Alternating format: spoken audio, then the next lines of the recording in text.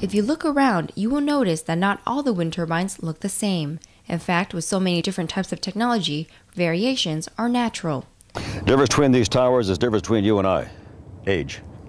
These are young and these are old. The lattice towers are considered old school towers right now. We consider those obsolete. You notice you can hear the ones behind me? Every time the blade goes by the tower, it's going to compress the air between the blade and the tower. You get less noise going over a smooth aerodynamic surface like this versus a lot of rough edges like that. The other advantage of the rolled steel towers happens to be that there's no place in here for birds to perch. One key issue when talking about renewable energy is its impact on the environment.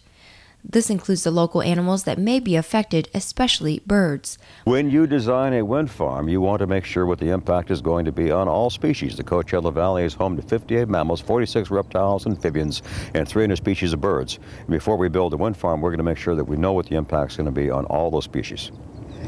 We are always concerned about the impact on the environment. The industry has worked hard to reduce its impact on all wildlife, including the avian population. Federal government regulates that. They tell us that of every 100,000 birds that are killed by a man-made cause, 3 out of 100,000 are killed by a wind turbine. So it's a very minor impact. The way you reduce the impact on the birds is you start off by slowing the blades. The new turbines have a 100-to-1 gear ratio. They go so slow that a bird could easily take evasive action if it flew upon one in the dead of night.